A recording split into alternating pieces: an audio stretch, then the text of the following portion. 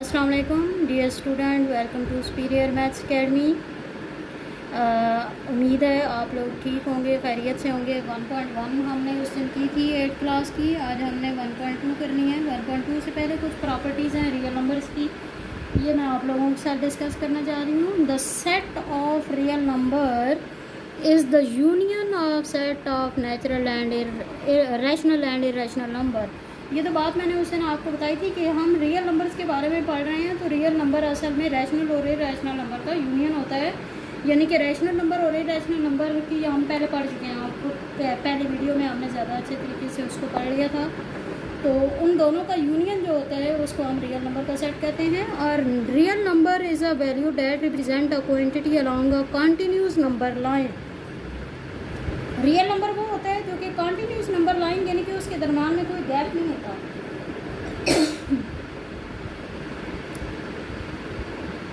If Q represent the set of rational number, हमने उस दिन भी मैंने आपको बताया था कि रैशनल नंबर को कैपिटल क्यू से ज़ाहिर किया जाता है। तो क्यू प्राइम जो है वो represent the set of irrational number, और क्यू प्राइम जो होता है वो इरेशनल नंबर को शो करता है।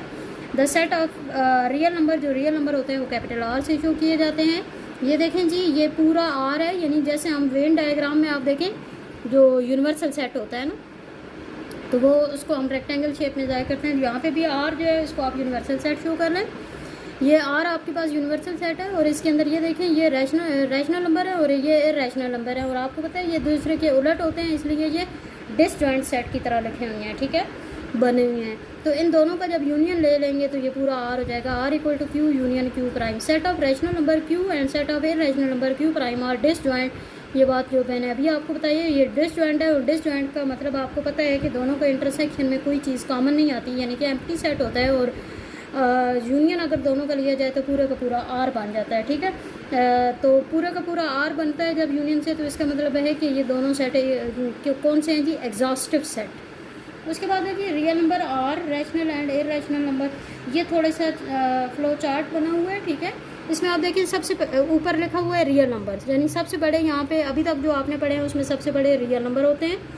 रियल नंबर रैशनल और इरेशनल दोनों के मिलने से बनते हैं, ठीक है। फिर रैशनल नंबर में आगे आ जाते हैं जी इंटीजर्स, इंटीजर्स के बाद नेगेटिव नंबर्स और होल नंबर्स और फिर ज़ीरो और फिर नेचुरल नंबर। ये सारे रैशनल नंबर में आते हैं। और इरेशनल नंबर देखें सिर्फ अकेला एक ही है।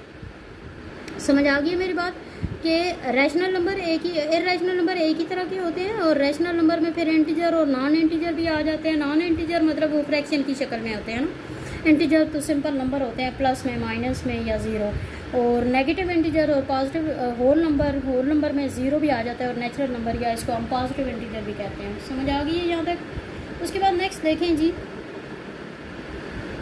Properties of real numbers. Properties of real number में देखें, the basic properties of real number with respect to, ये WRT मतलब with respect to addition and multiplication hold, यानी रियल नंबर की बेसिक प्रॉपर्टीज़ एडिशन और मल्टीप्लिकेशन दोनों के हिसाब से होल्ड करती हैं। The following result are true for any real number ABC। कोई भी अगर आप 3 रियल नंबर ले लें, ABC कोई भी रियल नंबर है, ठीक है, तो उनसे हम प्रॉपर्टीज़ ये लिखते हैं। ये प्रॉपर्टीज़ भी आप कुछ पहले पढ़ भी चुके हैं। तो सबसे पहले यहाँ पे नेम है प्रॉपर्टी का, और यहाँ पे एडिशन के रिस्पेक्ट से, सब्ट्रैक्शन की रिस्पेक्ट से एक्सप्लेनेशन है, और फिर यहाँ पे एग्जांपल दी हुई है एडिशन के रिस्पेक्ट से और ये मल्टीप्लिकेशन के रिस्पेक्ट से। पहली क्या है जी, क्लोजर प्रॉपर्टी। क्लोजर प्रॉपर्टी में हम क्या कहते हैं कि कोई भी दो रियल नंबर लें, उनको ऐड करें तो वो भी जो आंसर आए वो भी रियल नंबर हो जाए। तो इसका मतलब है ये closure property with respect to addition hold कर रही है। और विद रिस्पेक्ट टू मल्टीप्लिकेशन में थोड़ा सा फ़र्क यही होगा कि यहाँ पे प्लस करें, यहाँ पे मल्टीप्लाई, यानी कोई भी दो रियल नंबर लें उनको मल्टीप्लाई करें तो वो भी एक रियल नंबर ही आंसर आएगा। तो इसका मतलब है ये closure property with respect to multiplication hold करती है।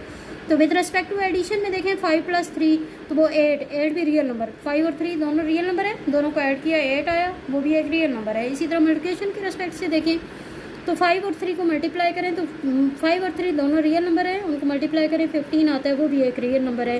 तो इसका मतलब है ये closure property with respect to addition और मल्टीप्लिकेशन दोनों होल्ड कर गई। उसके बाद नेक्स्ट है commutative property. Commutative property with respect to addition देखें कि अगर आप आगे पीछे नंबर को लेके ऐड करें तो सेम आंसर आता है, यानी A + B = B + A।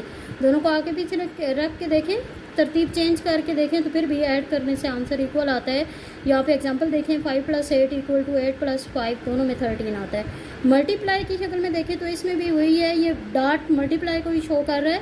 a × b = b × a, यानी कि आगे पीछे रख के मल्टीप्लाई भी करें तो आंसर सेम आता है। 5 8 भी 40 बनता है और 8 5 40, यानी विद रिस्पेक्ट टू एडिशन और मल्टीप्लिकेशन कॉम्यूटेटिव लॉ दोनों में होल्ड कर रहा है। उसके बाद नेक्स्ट है जी एसोसिएटिव। एसोसिएटिव में 3 अब हमने नंबर ले लिए हैं, ठीक है, a b c।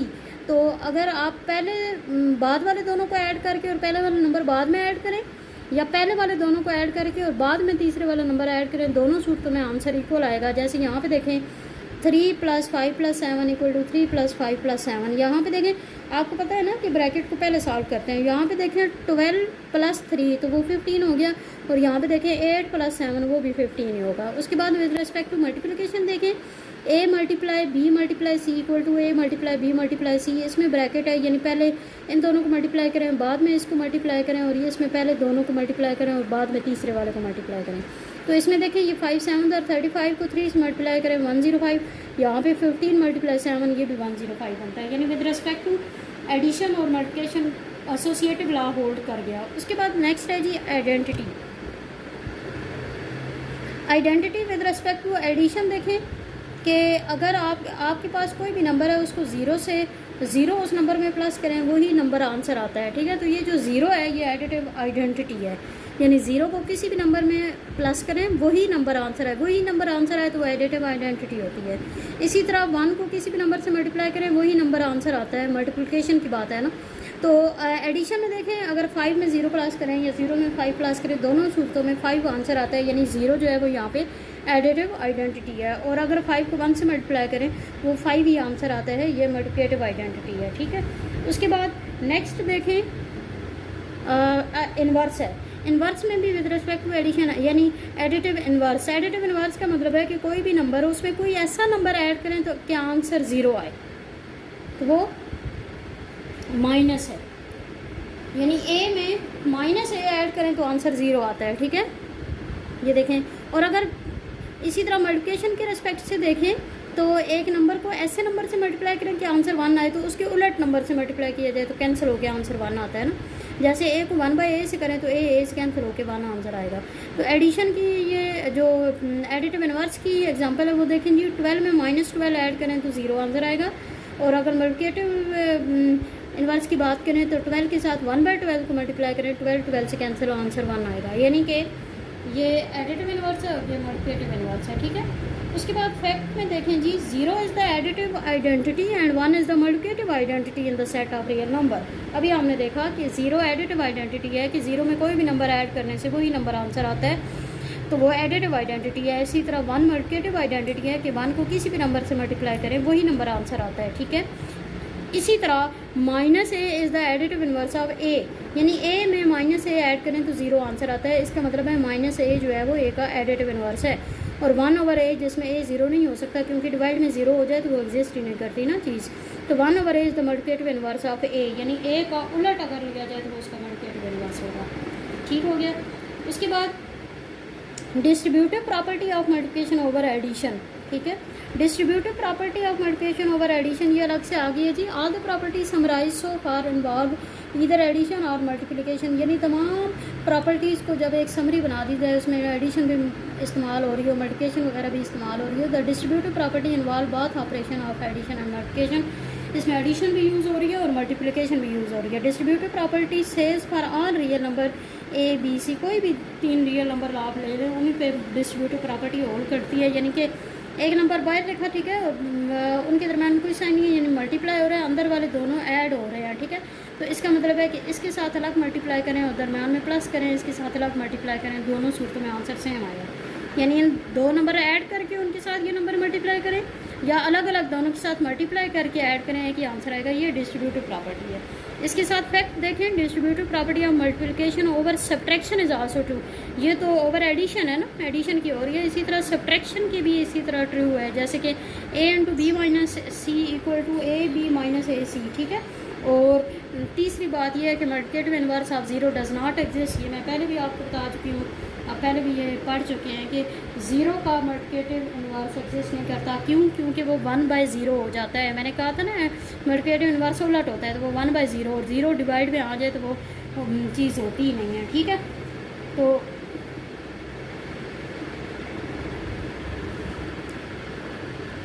इसके बाद है जी ordering properties of real number. वो तो कुछ प्रॉपर्टीज़ थी। इसके बाद ऑर्डरिंग प्रॉपर्टीज़, ये डिफरेंट प्रॉपर्टीज़ हैं थोड़ी सी। In the set R of real number are relation denoted by equal, ये less than and greater than satisfy the following properties. इसमें अब इक्वल का साइन भी है, लेस देन का भी है और ग्रेटर देन का भी है। ठीक है, इसमें अब ये प्रॉपर्टीज़ हैं, इसके साथ इसकी डेफिनेशन लिखी हुई हैं जी। सबसे पहली प्रॉपर्टी है रिफ्लेक्सिव प्रॉपर्टी। रिफ्लेक्सिव सबसे पहले है। रिफ्लेक्सिव का मतलब है कि कोई for all x belong to real number x equal to x, यानी रियल नंबर कोई भी लेना है तो वो अपने इक्वल तो होता ही होता है, यानी उसका वो ये रिफ्लेक्स होता है। ठीक है, रिफ्लेक्सिव प्रॉपर्टी का मतलब कि कोई भी नंबर अपने इक्वल होता है। उसके बाद सेकेंड है जी सिमेट्रिक प्रॉपर्टी। सिमेट्रिक प्रॉपर्टी में क्या है? फॉर ऑल, ये जो फॉर ऑल का साइन होता है। ठीक है, for all x y belong to R, यानी एक्स वाई कोई भी दो नंबर है रियल नंबर में से, x equal to y if and only if y equal to x, यानी अगर एक नंबर दूसरे की इक्वल है तो दूसरा जो है वो पहले के इक्वल होगा। ठीक है ना, जाहिर सी बात है। 1 इक्वल टू अगर हम करें 2 - 1 तो इसका मतलब है 2 - 1 इक्वल टू 1 भी तो होगा ना, आगे पीछे लिखने से कोई फ़र्क नहीं पड़ता। तीसरी प्रॉपर्टी है ट्रांजिटिव प्रॉपर्टी। ट्रांजिटिव प्रॉपर्टी में for all x y z belong to R, यानी इसमें अब आपने 3 ले लिया ना नंबर्स। अगर पहला नंबर दूसरे की इक्वल है और दूसरा तीसरे की इक्वल है तो पहला और तीसरा भी आपस में इक्वल होगा। ठीक है, ये तो है एक कॉमन सेंस की बात है ना कि पहला नंबर दूसरे की इक्वल है, दूसरा तीसरे की इक्वल है, तीनों नंबर आपस में इक्वल हो गया तो पहला और तीसरा भी इक्वल हो गया। उसके बाद है जी एडिटिव प्रॉपर्टी। एडिटिव प्रॉपर्टी में क्या है? फॉर ऑल, यहाँ पे भी 3 नंबर लिए हुए हैं। ठीक है, एक नंबर दूसरे की इक्वल है तो अगर उनमें सेम नंबर दोनों तरफ ऐड किया जाए, जैसे हम कहते हैं 3 इक्वल टू 3, दोनों में 2 प्लस कर दो, दोनों तरफ प्लस कर दो तो 5 इक्वल टू 5, वो भी तो इक्वल ही रहेंगे। या पहले प्लस कर दो या बाद में प्लस कर दो, आगे पीछे लिखने से कोई फ़र्क नहीं पड़ता। इसी तरह मल्टीप्लिकेटिव प्रॉपर्टी में भी इसी तरह ही है कि अगर दो नंबर आपस में इक्वल है, सेम नंबर से दोनों तरफ मल्टीप्लाई करें फिर भी वो इक्वल ही रहेंगे। ठीक है, 1 इक्वल टू 1 है, दोनों को 3 से मल्टीप्लाई कर दें तो 3 इक्वल टू 3 आएगा ना, दोनों इक्वल। उसके बाद cancellation property with respect to addition. Cancellation में क्या है कि अगर सेम नंबर दोनों तरफ ऐड हो रहे हैं तो दोनों आपस में कैंसिल होकर फिर इक्वल आ जाएंगे। ठीक है, इसी तरह cancellation property with respect to multiplication है कि दो नंबर सेम मल्टीप्लाई हो रहे हैं दोनों तरफ तो वो दोनों कैंसिल हो सकते हैं आपस में, तो वो दोनों नंबर इक्वल हो जाएंगे कैंसिल होने के बाद। फिर है जी ट्रैकोटोमी प्रॉपर्टी। ट्रैकोटोमी प्रॉपर्टी में है कि कोई भी अगर आप 2 रियल नंबर ले लें तो उसमें 3 में से कोई एक शर्त तो होगी, या तो पहला नंबर दूसरे से छोटा होगा, या दोनों इक्वल होंगे, या पहले वाला नंबर दूसरे से बड़ा होगा। ठीक है, कोई एक शर्त तो होगी। उसके बाद है ये ट्रांजिटिव प्रॉपर्टी। ट्रांजिटिव प्रॉपर्टी में क्या है? For all x y z belong to R, x is less than y, y is less than z, तो एक्स अगर पहला नंबर दूसरे से छोटा है, दूसरा तीसरे से छोटा है तो पहला तीसरे से छोटा होगा। यानी हम यूँ कहते हैं कि 1 छोटा है 2 से और 2 छोटा है 3 से, तो 1 और 3 से भी तो छोटा ही होगा। इसी तरह अगर बड़े की बात की जाए कि 3 नंबर बड़ा है 2 से और 2 नंबर बड़ा है 1 से, तो 3 बड़ा होगा 1 से भी। उसके बाद एडिटिव प्रॉपर्टी है अगली, for all x y z belong to R, अगर एक नंबर दूसरे से छोटा है, दोनों में सेम नंबर ऐड करें फिर भी वो छोटा ही रहेगा। यानी 1 इज़ लेस देन 2 है, दोनों में हम 3 ऐड करते हैं तो 4 लेस देन 5 हो जाएगा। इसी तरह आगे पीछे लिखने से कोई फ़र्क नहीं पड़ता। इसी तरह एक नंबर दूसरे से अगर बड़ा है, दोनों में सेम नंबर ऐड करें फिर भी वो बड़ा ही रहेगा। यानी आप कहें कि 5 इज़ ग्रेटर देन 3, दोनों तरफ 2 ऐड कर दें तो 7 इज़ ग्रेटर देन 5। ठीक है, इसके बाद है मल्टीप्लिकेटिव प्रॉपर्टी। इसमें भी वही चीज़ जैसे उसमें एडिशन में है, इसमें मल्टीप्लिकेशन में है।